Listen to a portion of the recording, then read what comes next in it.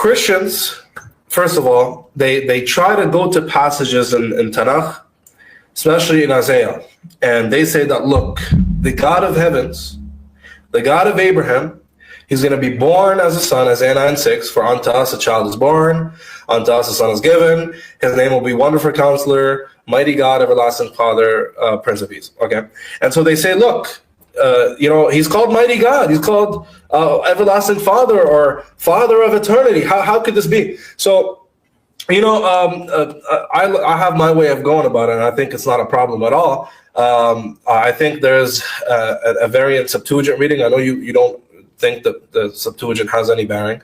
No, it does. I'm going to shock you right now. I'm going to shock you. I'm going to shock you. Okay, go ahead. Go ahead. Do you know, I'm going to shock all the viewers now who are waiting and listening. Do you know that that his name, this is the way it reads. It's not a correct translation. His name will be called Wonderful Advisor, Mighty God, Everlasting Father, Prince of Peace. Do you know that is not in the Septuagint? No, I know. It says Messenger of Great Counsel. That's it. And I say this to the viewer.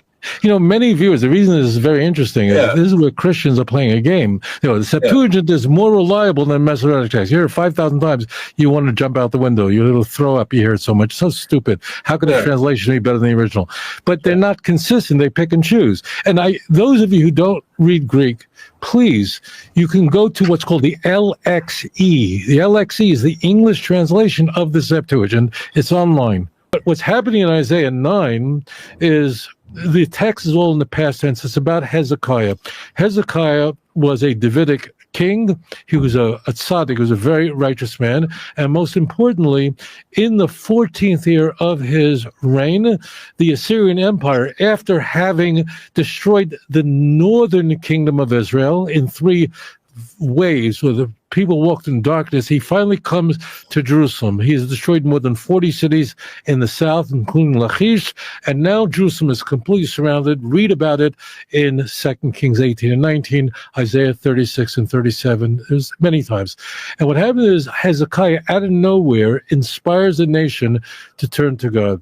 Now, as a result of that, the Assyrian Empire, the Assyrian army is destroyed, 185,000 are killed. And in the past tense, the nation is speaking about a Kiyelad Yulad Lanu, a child was given to us, Bein Nitan Lanu, a son was born to us. Now, why does it say it that way? Because I said to you, Hezekiah came out of nowhere. You'll say, what do you mean he came out of nowhere? I thought he was in the house of David. Well, he was, but his father was a very wicked king named Ahaz. Ahaz, right. So he came like his father was, Weinstein. His father was such a wicked guy, was like the worst Jew ever. And from this wicked, wicked king who reigned for 16 years comes this great king out of nowhere.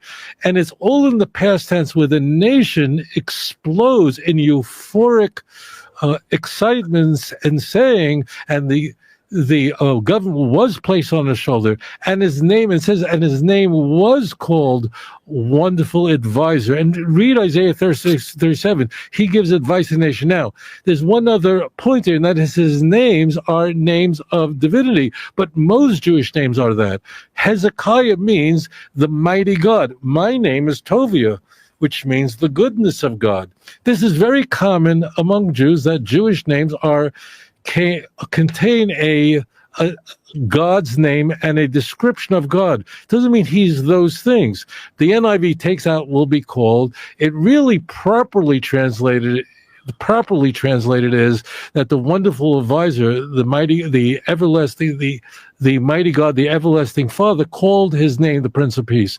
It's a little complicated in the grammar. It can be read both ways. The second way I just described to you is the better way, the superior way to say it. But it doesn't say his name shall be called.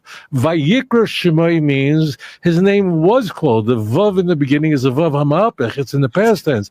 What do all the Christians do with all these verbs? What do they do with them? They make them into the future tense. And therefore, these poor Christians read Isaiah 9, verse 6 or verse 5, depending on what kind of Bible you use, and they think it's a future prophecy. Moreover, Christians have to ask themselves the question, if it really we have a description of a divine Messiah in Isaiah 9, verse 5 and 6, or 6 and 7, again, depending on which Bible you use. Why does the New Testament quote it? And it doesn't.